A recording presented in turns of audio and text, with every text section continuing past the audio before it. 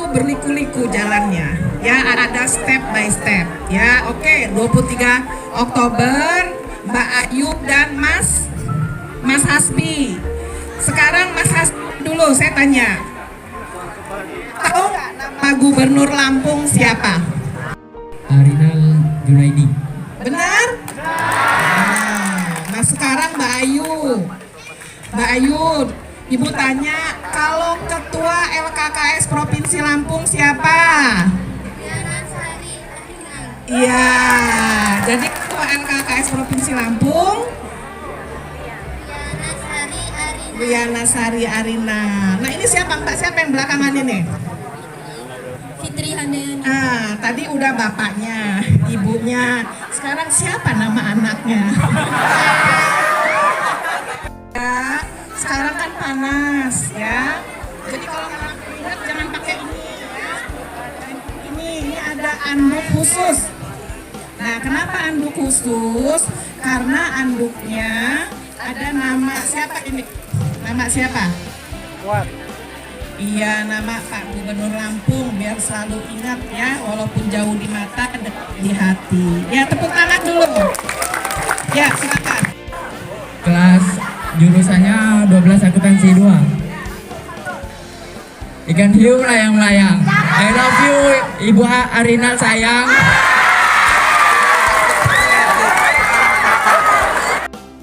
Sekolah Dinamika kelas 3 TKR 2. Tak habis membeli kardus agar tali silaturahmi tak terputus, minjem dong 100. Putra dari SMK Dinamika Kota Bumi kelas 3 TKR 1. Ya, apa pantunnya? Putih-putih Keramayana, kerudung putih, siapa namanya?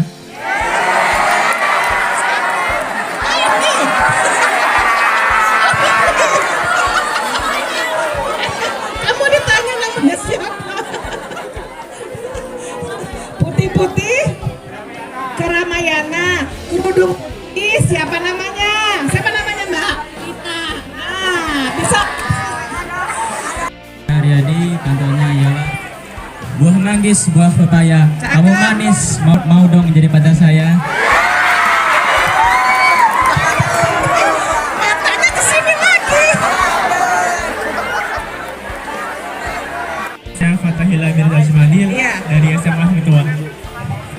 Tentunya buah manggis, buah mangga. Dengan LKKS kita berantas nafsa.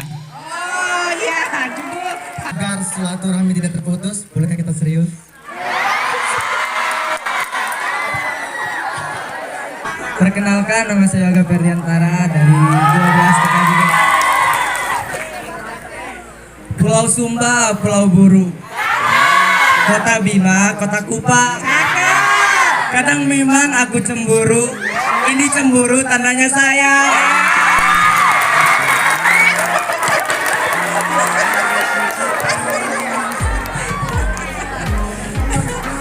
Yang perempuan ada juga nggak yang pintar? Yang pintar pantun siapa? I'm leaving all of that stuff behind. We can start all over in our hometown. Running free, it could be everything that we were chasing. I'm impatient just to. Nama saya Putri Wulan Amelia dari kelas 12 OTKP 1. Pantun saya itu burung perkutut, burung petilang. Jangan takut kalau dipanggil sayang. Risma Pramudita dari kelas 12 PKM. Tentunya makan ikan di Surabaya. Mari kita wujudkan Lampung Berjaya. Dari kelas 12 OTKP 2. Pantunnya 1.2 Bu Riana cantik cuman punya Arinal yang punya. Ini dari kelas BDP. Nggak itu jangan dipetik, langit telah jadi kelam. Engkaulah Ibu Riana yang paling cantik, kurindukan siang malam. Kelas 12 PKM. Ke Jogja membeli bakpia, pulangnya beli jamu di Cipaku. Berjuta lia di Indonesia, hanya Bu Riana di hatiku. Dari 12 TKJ 1, pantunnya adalah buah manggis, buah duku, Bu Arina manis, bolehkah aku jadi anakmu? Jadi anak ya. Cuma kalau jadi anak ibu, pagi-pagi itu harus masak. Bu, bisa. Harus beres-beres. Bisa Bu, Bisa. Terus harus bisa nyiapin, oh ibu bajunya yang ini nanti pakainya.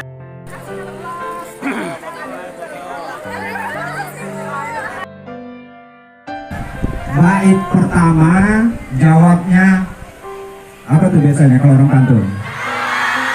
Cakep ya. Bait kedua jawabnya artinya, oke? Bait ketiga mantap. Bait keempat top. Bisa ya? Bait pertama cakep. Bait kedua artinya, oke. Bait ketiga mantap. Bait keempat top. Oke. Bukan kacang sembarang kacang. Kacang dibawa pakai kereta kuda. Ibu Riana Sari Arinal datang bukan sembarang datang. Ibu Riana Sari Arinal datang dalam rangka penyuluhan narkoba. Oke, cerdas-cerdas ya. SMK 2 lagi. SMK yang lain ada. Jadi misalnya, Yuk, bagaimana cara menjauhi diri agar tidak terkena narkoba? bagaimana menjauhkan diri agar tidak terkena narkoba? Itu aja. Untuk tidak terlibat penyalahgunaan narkoba, tidak menjadi korban penyalahgunaan narkoba.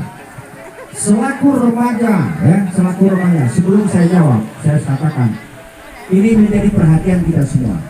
Berdasarkan penelitian yang dilakukan oleh BNN dan LIPI beserta BRIN, bahwa sindikat-sindikat, kartel-kartel narkoba itu yang paling diincernya adalah para remaja-remaja terdidik. Siapa remaja terdidik? Pelajar dan mahasiswa. Saya yakin, ya, kalau pelajar sudah pasti remaja terdidik. Ibu, bapak yang ada di sini, saya yakin kita punya keluarga yang masih kategori remaja terdidik. Artinya hari ini keluarga kita terancam oleh sindikat-sindikat narkotika, terancam oleh kartel-kartel narkoba itu. Ya. Kenapa kok pelajar jadi inceran sindikat-sindikat narkoba? Kalian kan berada di lingkungan sekolah itu dari pagi sampai sore toh. 5 sampai 8 jam kalian berada di sekolah itu setiap hari. Nah, durasi waktu itulah yang dimanfaatkan oleh sindikat-sindikat narkoba untuk memperkenalkan jenis-jenis narkoba, cara pakai narkoba, tempat beli narkoba, ya, dan caranya sangat halus. Tidak menutup kemungkinan di sekolah-sekolah adik-adik ini telah masuk, ya, sindikat-sindikat itu. Ada yang ngamar mungkin, ya, atau mempengaruhi salah satu siswanya. Nah, ini tolong kewaspadaan kita semua, ya. Jangan pernah memaklumi orang menyalahgunakan narkoba. Contoh, kalau adik punya teman sudah tahu itu penyalahguna narkoba, pecandu narkoba, terus adik tetap berteman dengan keyakinan penuh, saya kan nggak tergoda, yang make dia, yang teler dia, uang dia, saya nggak mungkin terpengaruh, berteman aja nggak apa-apa. Bila adik sudah memaklumi orang seperti itu, maka adik pintu untuk terjerumus menyalahgunakan narkoba itu sudah terbuka. Oke? Jangan pernah memaklumi. Yang kedua, dalam rumah tangga, lakukan komunikasi aktif dengan seluruh anggota keluarga. Makan malam bersama, sholat berjamaah yang muslim, ya. Kemudian tingkatkan iman dan takwa. Sampai hari ini tidak ada satu ajaran agama apapun yang ada di Republik ini yang mengatakan, wahai umatku, kalau mau masuk surga rame-rame, mari kita hisap ganja. Nggak ada tuh. Ya, aktivitas yang positif. Ya, manfaatkan waktu muda kalian waktu luang kalian itu untuk hal-hal yang positif. Oke? Ada lagi? SMK 2 lagi. Oke. SMK yang lain kakak datang? SMA? Oh ada ya? Oke. Perkenalkan, nama saya Desa Nurlansyah dari kelas SMP SMK Negeri 4 Bakahuni.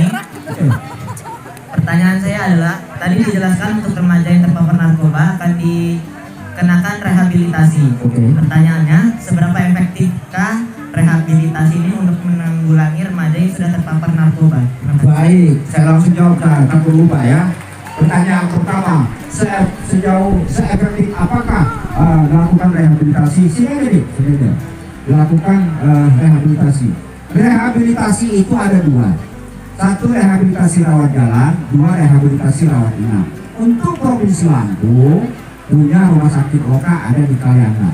Dan informasi Pemda Kabupaten Lampung Utara saat ini sedang berjuang untuk membuat rumah sakit rehabilitasi narkoba di Lampung Utara. Hang Tua. Oke, hidup Hang Tua. Ketika kami anak-anak muda bertemu dengan orang yang sedang sakau, apakah ada tips atau cara apa yang harus kami lakukan setelahnya? Yang sedang sakau itu diajak komunikasi. Jangan pernah ditinggalkan sendiri. Ajak ngobrol terus, rangsang dia supaya tetap berkomunikasi. Ya, jangan ditinggalkan sendiri. Kemudian lakukan hubungi rumah sakit terdekat. Ya, jadi jangan ditinggalkan. Kemudian ajak komunikasi. Jangan sampai dia pingsan. Kemudian segera hubungi medis. Oke, lanjut. Perkenalkan, nama saya Putri Wulan Amelia. Jadi di sini saya mau bertanya, menggunakan narkoba untuk anak di bawah umur, apakah ada hukuman yang diterima atau hanya menjalani rehabilitasi? Baik. Di bawah umur, apakah ada penegakan hukum atau cukup direhabilitasi? Kalau dia hanya penyalahguna, maka dia harus direhabilitasi. Tapi kalau dia terlibat dalam sindikat narkoba, dia harus dilakukan penegakan hukum dan penempatannya secara khusus di, kalau udah putus pengadilan, dia di lapas anak. Ini dari SMK 2. Pertanyaannya, seberapa lama sih waktu rehabilitasi untuk para pecandu narkoba? Baik, berapa lama pecandu narkoba itu dilakukan rehabilitasi? Rehabilitasi itu kalau rawat jalan minimal 2 bulan ya. Dia selalu konseling dengan BNN atau klinik-kliniknya atau rumah sakitnya. Kalau rawat inap itu ada program 3 bulan, 6 bulan, dan 1 tahun. Oke? Perkenalkan, nama saya Cynthia Indasari dari SMK 2 Bakahuni.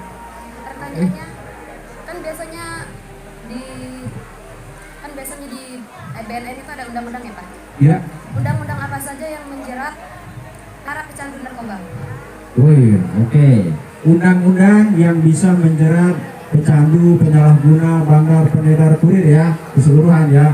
Itu Undang-Undang 35 tahun 2009 tentang narkotika. Oke.